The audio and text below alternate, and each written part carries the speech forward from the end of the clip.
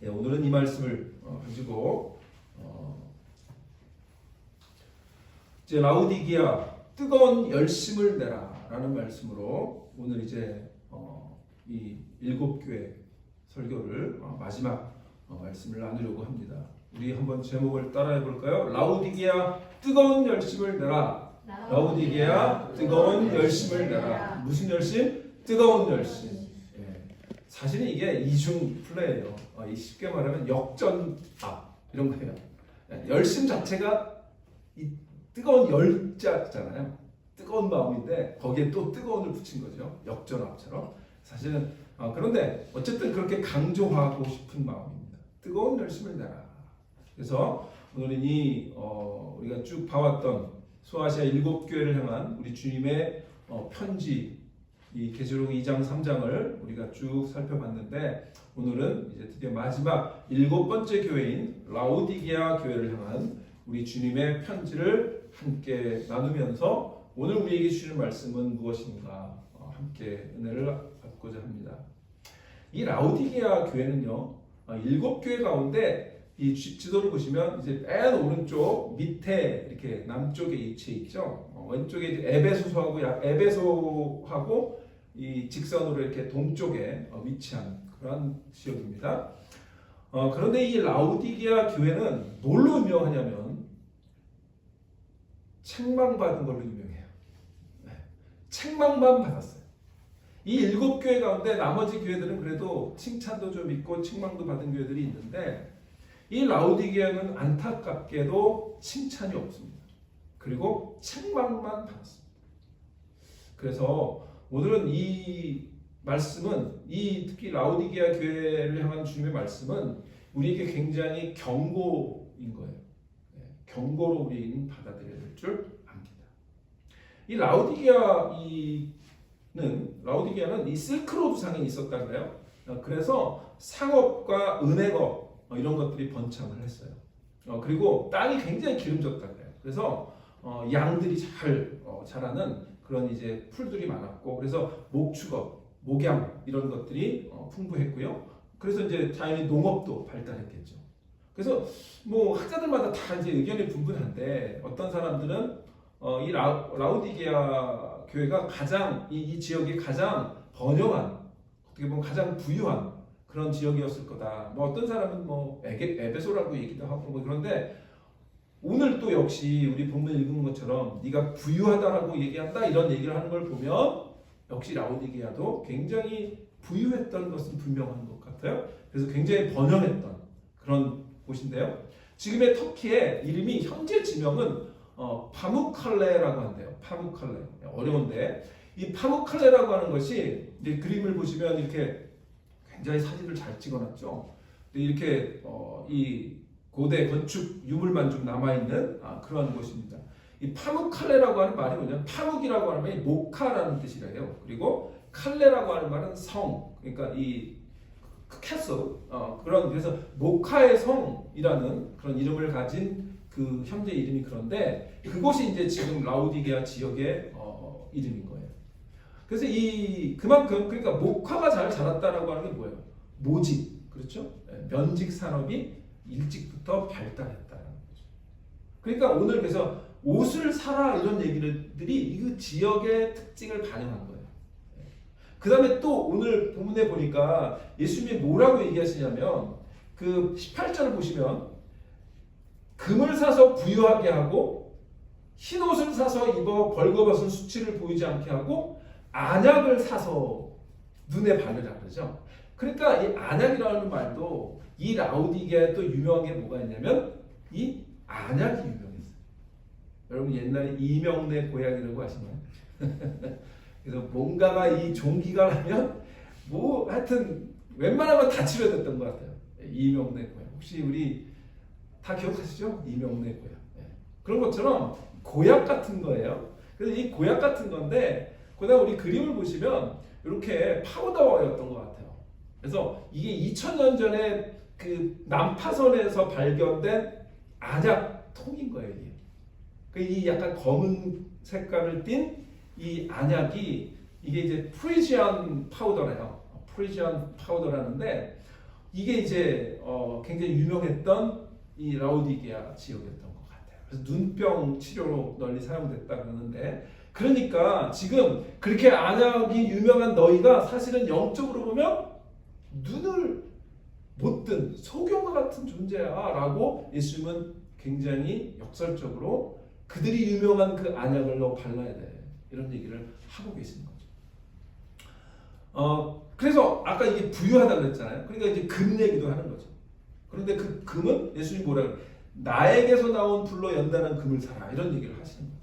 그러니까 그렇게 부유했던 이 지역, 그래서 역사가들의 기록에 따르면 이곳도 역시 지진이 많았다고 그래요. 그러니까 터키가 이 지역 자체가 지진이 많은 지역이긴 했던 것 같아요. 그래서 지진이 2번 이렇게 큰 지진이 났었는데도 그때 이 지역이 부유하다 보니까 웬만하면 로마 제국의 도움을 받아서 복구를 했을 텐데, 이 라오디게아만큼은 로마의 도움 없이 스스로 복구를 할 만큼 그렇게 부유했다, 그런 기록이 있다는 거죠.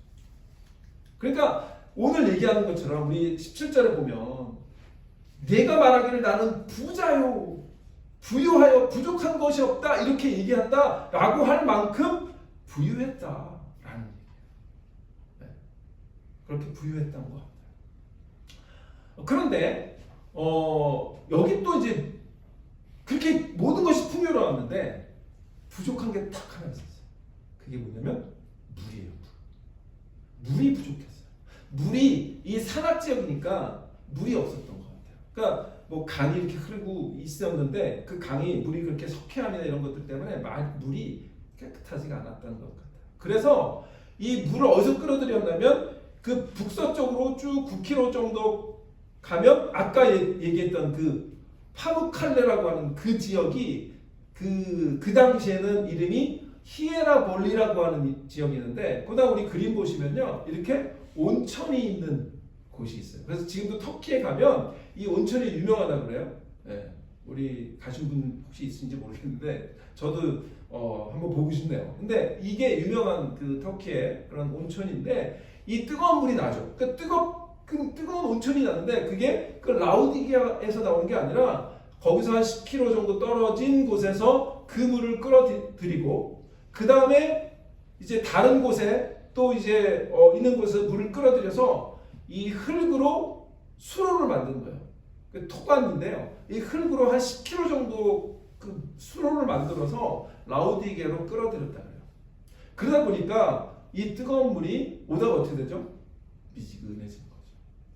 물이 미지근해진 거예요. 그런데다가 이 물 자체가 깨끗하겠어요? 석회암이 아니니까 그냥 냄새도 많이 나고, 그러니까 물이 안 좋았던 지역인 것 같아요. 우리 캘리포니아도 물이 별로 안 좋잖아요.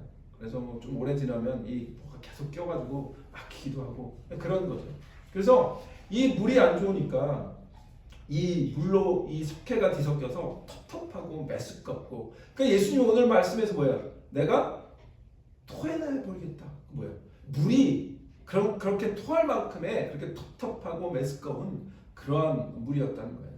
그래서 이 고대 로마 문헌에서도요, 이 라오디게아의 미지근한 물을 역겹다고 표현하는 그런 내용이 자주 발견됐다.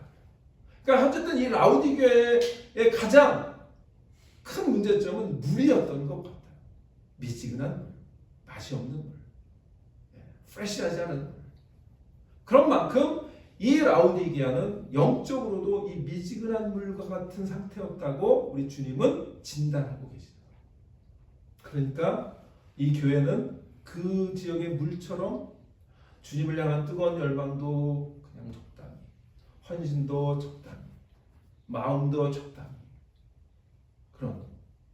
그런 교회였던, 좋은 게 좋은 그런 신앙생활로 유지하고 있는, 교회가 죽지도 않고 살지도 않고 마치 지난번 우리 좀비처럼 그렇게 미지근한 교회였다라는 거죠. 그래서 영어로는 이 미지근하다라고 하는 lukewarm이라고 그러죠. 미지근한 lukewarm 처치였어요. 그럼 오늘 이 라오디게아 교회를 향해서 우리 주님은 뭐라고 권면하시는가?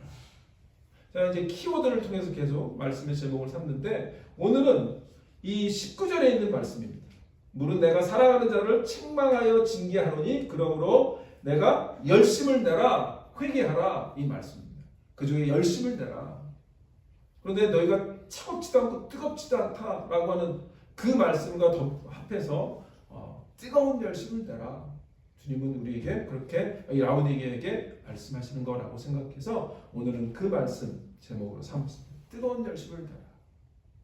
자, 그러면 이 라오디게아 교회처럼 우리가 미지근한 신앙이 아니라 뜨겁게 불타오른 믿음을 유지해야 되는 것이 중요한데, 오늘 이 교회를 향한 말씀을 통해서 오늘 우리에게 만약에 내가 이렇게 라오디게아 같은 미지근한 신앙이 아닌가 돌아보면서 혹시 그렇다면 어떻게 다시 뜨거운 열심을 회복할 수 있는가, 그 말씀을 오늘 말씀을 통해 세 가지로 나누려고 합니다. 첫 번째는 이겁니다. 나의 영적인 온도를 체크하는 것. 나의 영적인 온도가 어떤가. 우리 에어컨을 지금 틀어놨는데 제가 아까 73도인가요? 4도인가요? 이렇게 세팅을 해놨는데 그게 이 안에 온도가 조금 높아지면 자동으로 체크해가지고 에어컨을 틀죠. 그런데 우리에게는 이런 센서가 없는 거예요. 센서가 없다 보니까 내 영적인 온도가 한없이 미지근해졌는지 뜨거운지 차가운지 잘 모를 때가 많은 거죠. 그런데 우리는 나의 영적인 온도를 계속 돌아봐야 돼요. 체크해야 돼요. 오늘 우리 주님은 그걸 지금 체크하신 거죠. 라오디게아 교회, 너 영적인 온도를 보니까 너는 차갑지도 않아, 뜨겁지도 않아, 그냥 미지근해. 너희 동네 물처럼 똑같아 라고 얘기하고 계십니다. 그래서 우리는 첫 번째, 우리가 어떻게 하면 다시 한번 주님을 향한 뜨거운 사랑을 회복하고 그 뜨거운 열심을 낼 수 있는가? 나의 영적인 온도를 체크하는 것. 그래서 오늘 본문에 보니까 내가 내 행위를 아노니 내가 차지도 아니하고 뜨겁지도 아니하도다. 내가 차든지 뜨겁든지 하기를 원하노라. 우리 주님의 그 열심을 내라고 하는 그 하나 예수님의 간절함이 묻어나오잖아요. 그러면서 더 강하게 말씀하죠. 내가 내 행위를 아노니 66절에 내가 이같이 미지근하여 뜨겁지도 아니하고 차지도 아니하니 내 입에서 너를 토하여 버리리라. 우리가 만약에 우리의 영적인 신앙생활이 주님 보시기에 이렇게 미지근해서 그냥 그럭저럭 교회를 빠지지도 않지만 또 그렇다고 또 열심을 내지도 않는 이런 상태라면, 그러면 우리 다시 한번 우리의 영적인 상태를, 온도를 체크해야 할 줄 믿습니다. 그래서 나의 영적인 온도가 차가운지 미지근한지 뜨거운지 항상 체크하는 것이 영적인 삶의 기초인 거예요. 우리 이 미지근한 신앙이 얼마나 심각한 결과를 초래할 수 있는지 깨달아야 돼요. 라오디게아 교회는 그 결과로 영적인 착각 속에 살고 있었던 거예요. 자기들은 괜찮은데, 나는 부유해, 나는 문제가 없어, 나는 하나님 앞에서 열심을 그래도 나름 품고 있잖아, 이렇게 착각을 하고 있었던 거죠. 자신들이 영적으로 부유한 줄 알고 부족함이 없다고 착각했던 거예요. 그런데 주님은 불꽃 같은 눈으로 오늘 우리에게 말씀하신, 이 라오디게에게 말씀하신 거죠. 실상은 너희들이 영적으로 헐벗어서 가련하고 가난하고 영적으로 소경이야. 영적으로 벌거졌어. 그 상태를 너희가 알지 못하는구나 라고 말씀하고 있는 거죠. 마치 이 남미 속에 들어있는 이 개구리가 미지근한 물 속에서 서서히 죽어가는 것처럼 우리의 이 미지근한 신앙이 있다면 우리는 사실은 죽어가고 있는 거죠. 세상의 영적인 그런 안일함에 적응하는 것은 사실 근데 하루아침에 이루어지지 않죠. 시간이 점점 이 개구리처럼 시간이 지나면 따라 그냥 점점 적응하는 거죠. 특별히 문제 없어 보여요. 이런 미지근한 신앙은 어디서 시작될까요? 우리의 부주의함에서 시작돼요. 우리의 영적인 상태, 무관심에서 시작되는 거예요. 내가 항상 아까 제가 말씀한 이 에어컨 센서처럼 영적으로 이 센서가 발동해야 되는 거죠. 나의 영적인 상태를 항상 돌아보면서, 그래서 말씀을 통해서 읽으면서 그 말씀이 나에게 주시는 말씀에 반응하고, 그리고 그 말씀에 다시 한번 나 자신을 돌아보는 그러한 영적인 온도를 체크하는 것, 그것이 굉장히 중요하다는 거죠. 그런데 우리가 세상에 익숙해지면 세상의 기준에 익숙해지면 영적인 온도가 낮아져요. 세상의 기준이 왠지 더 좋아 보이면 우리의 영적인 온도가 점점 낮아지는 거예요. 미지근해지는 거예요. 뜨거움을 상실하는 거예요. 우리 자신의 영적인 상태에 민감해지는 거예요. 민감하지 못하는 거예요. 둔해지는 거예요. 그래서 사도 바울도 이런 얘기를 하죠. 우리 고린도후서 13장 5절에 보면 사도 바울이 이렇게 권면하죠. 너희는 믿음 안에 있는가 너희 자신을 뭐하라고요? 시험하고 examine yourself. 시험하고 너희 자신을 확증하래. confirm하래요. 너희가 지금 영적인 트랙에서 아웃 오브 트랙인지 뜨거운 그 상태를 유지하고 있는지 아니면 점점 식어가고 있는지 확증을 하래요. 시험을 하래요. 예수 그리스도께서 너희 안에 계신 줄을 너희가 스스로 알지 못하느냐? 그렇지 않으면 너희는 버림받은 자니라. 예수 그리스도가 우리 안에 계신지 아니면 주님이 밖에서 계신지. 그래서 오늘 사실은 이따가 보겠지만 유명한 계시록 3장 20절 볼지어다 내가 문 밖에서 두드리노니 그 구절이 사실은 이 복음 전도를 위해서 많이 사용되는 구절이긴 하지만 그러나 사실은 이거예요. 지금 오늘 말씀처럼 너희 안에 계신 그리스도께서 계신 줄을 다시 한번 컨펌하라는 거예요. 아니면 내가 내 주인을 삼고 있는지 내가 내 중심이 되고 있는지 그래서 세상의 기준에 따라 살고 주님은 밖에서 서성거리고 계신지 않은 건지 돌아보라는 거죠. 오늘 이 라오디게아 교회를 향한 우리 주님의 책망을 오늘 우리는 뭐 그렇게 책망 받을 일이 있을지 없을지 저는 몰라요. 그러나 우리 각자는 스스로 알 거라고 생각합니다. 우리 스스로에게 주시는 말씀으로 심각하게 받아들이고 우리의 나의 영적인 온도를 체크하는 내가 믿음 안에 있는가 예수 그리스도께서 내 안에 중심으로 계신가 체크하는 그런 저런 되시기를 축원합니다. 두 번째는 이거예요. 17절 18절에 보니까 내가 말하기를 나는 부자나 부유하나 부족한 것이 없다 하나 내 곤고한 것과 가련한 것과 가난한 것과 눈먼 것과 벌거벗은 걸 알지 못하는 것. 예수님이 그 라오디게아의 실상을 드러내는 거죠. 폭로하고 계신 거죠. 우리 어제 에베소 공부할 때 빛의 자녀에 대한 얘기 했는데 빛의 역할은 뭐라고요? 빛은 어둠을 드러내고 폭로하는 거라고 그랬죠. 그러니까 우리가 빛의 자녀로 살아간다고 하는 것 자체가 어둠을 몰아내기도 하지만 어둠의 현실을 드러내는 건데 오늘 우리 주님께서 그 빛과 빛이신 주님께서 라오디게아의 영적인 상태를 드러내고 계시는 거죠. 폭로하고 계시는 거죠. 영적인 착각 속에 살고 있는 라오디게아의 교회에게 너 착각하지 마. 너 문제가 심각해. 라고 진단하고 계시는 거죠. 다이어노시스하고 처방하고 계시는 거죠. 그러니까 어떤 처방을 하시죠? 17절이 진단이에요. 17절은 너의 상태가 이래. 그렇다면 18절은 뭐예요? 프레스크립션인 거예요. 처방인 거예요. 18절 내가 너를 권하노니 내게서 불로 연단한 금을 사서 부유하게 흰옷을 사서 입어 벌거벗은 수치를 보이지 않게 하고 안약을 사서 눈에 발라보게 하라 라고 우리 주님이 영적인 프레스크립션을 주신 거죠. 처방을 주신 거예요. 그래서 우리 두 번째 우리가 기억해야 될 어떻게 하면 우리가 영적으로 뜨거운 열심을 회복할 수 있는가? 우리 주님의 처방을 받아들이라는 거죠. 주님의 진단을 받아들이라는 거죠. 우리 마음속에 영적인 온도를 체크한 후에 혹시라도 말씀 가운데 나에게 주시는 찔림과 깨달음이 있다면 그것을 진지하게 받아들이고 우리가 이게 일상적으로 묵상하고 큐티하는 이런 우리 신앙의 그 루틴이요. 이게 습관이 되다 보면 그냥 아침에 살짝 깨달음을 줘서 영적으로 좋은 거죠. 프레시한 맛을 잠깐 느끼고 그 다음에 또 그냥 다시 원점으로 돌아가고 이럴 수 있다는 거예요.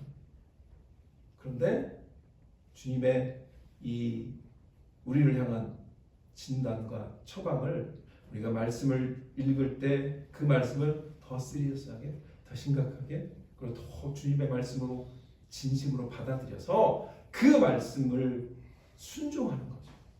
그럴 때 우리는 다시 한번 우리를 하나님을 향한 열심과 주님을 향한 뜨거움을 회복할 수 있는 줄 믿으시기를 바랍니다. 그래서 오늘 주님은 먼저 진단을 하고 계시죠.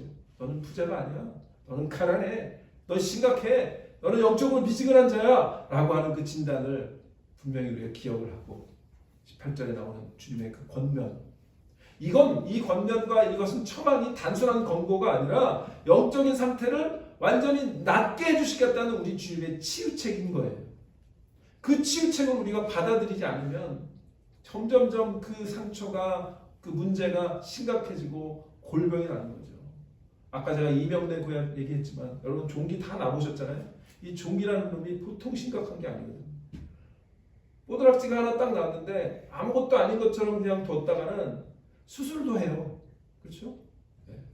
근데 이게 우리는 그냥 맨 처음에 이게 좀 낫겠지 해서 그냥 방치했다가는 그것 때문에 옛날에 우리 조선시대 때는 종기 때문에 왕들이 죽었다 그러잖아요.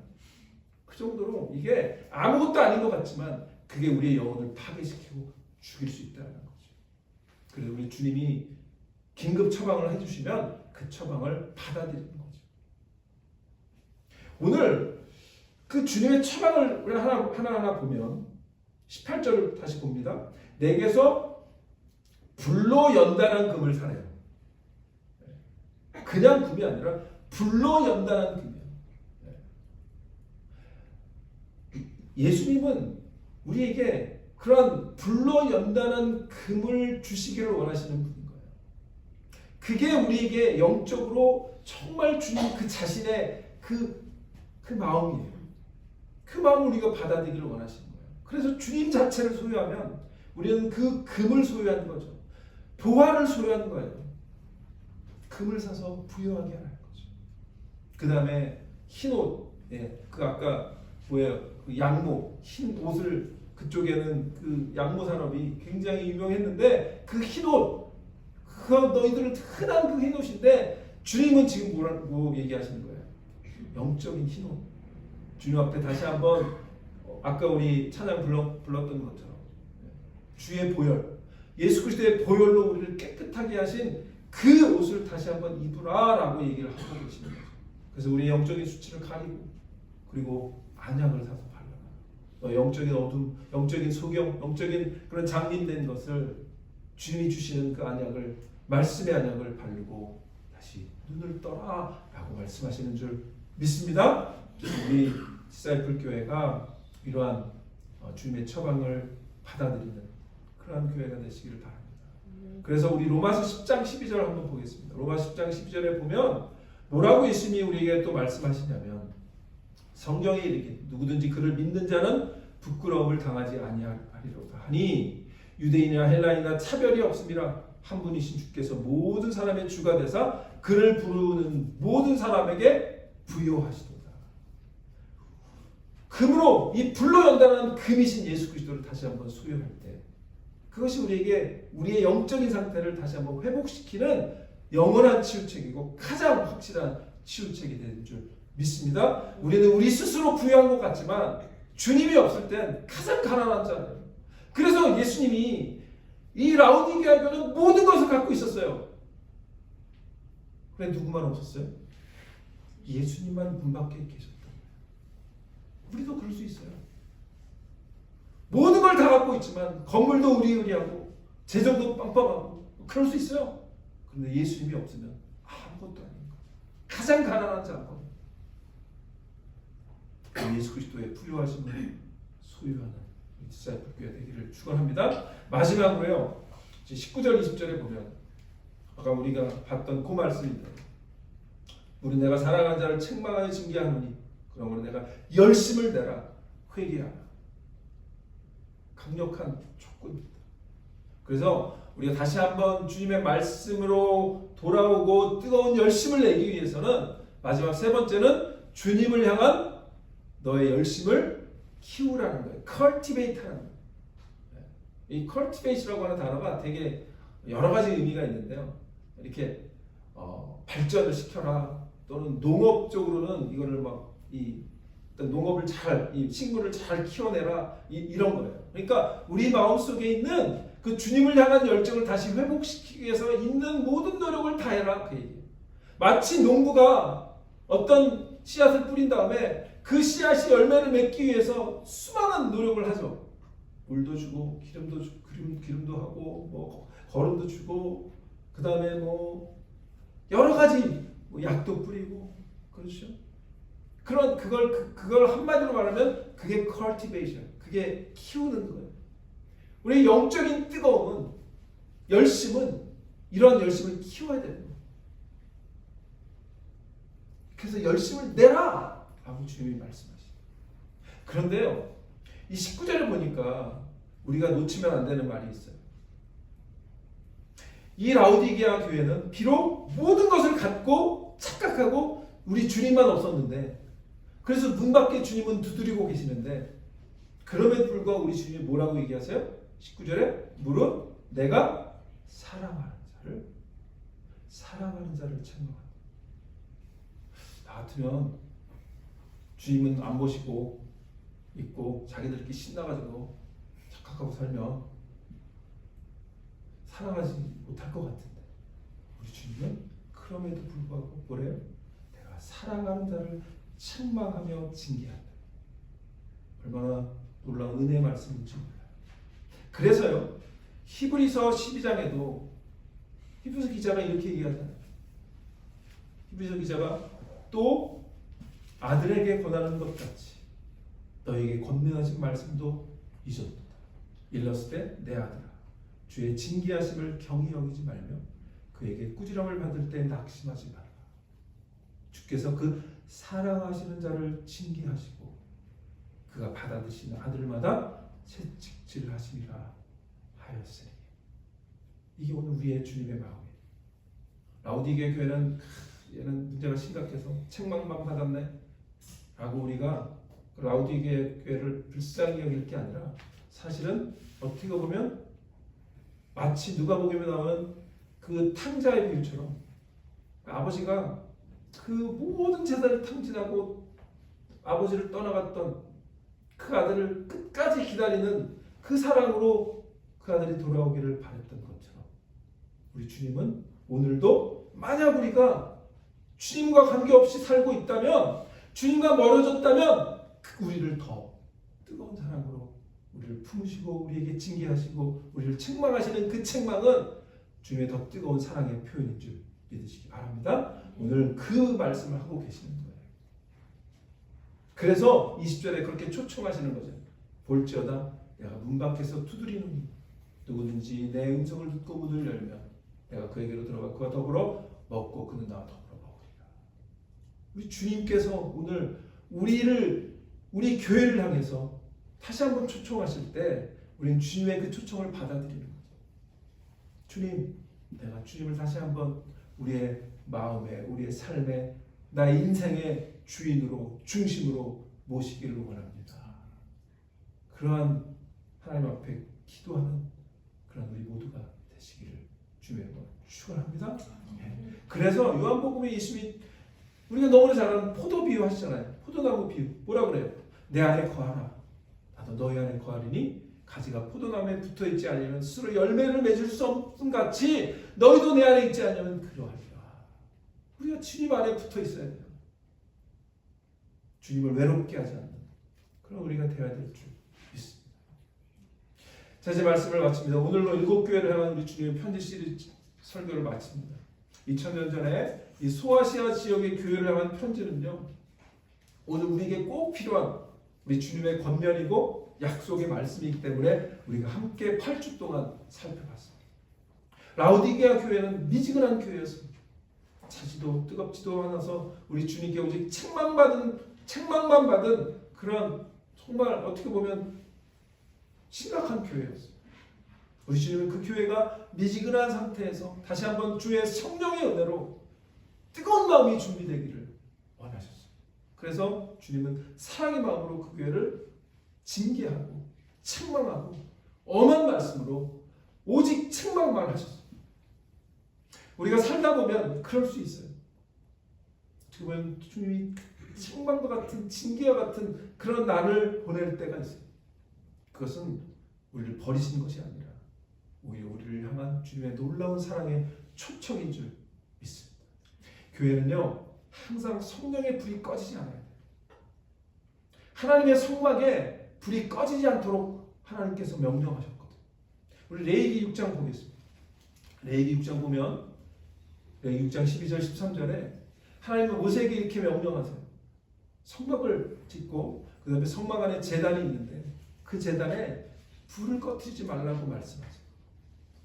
뭐라고 말씀해요? 제단 위에 불은 항상 피어 꺼지지 않게 할지 제사장은 아침마다 나무를 그 위에 태우고 번제물을 그 위에 버려놓고 화목제의 기름을 그 위에 불사를 지내요. 불은 끊임없이 제단 위에 피워서 꺼지지 않게 할지니라. 우리 교회의 불이 꺼지지 않는, 그래서 이 뜨거운 열심이 식지 않는 우리 디사이플 교회 되기를 주의 이름으로 축원합니다. 아멘. 기도하겠습니다.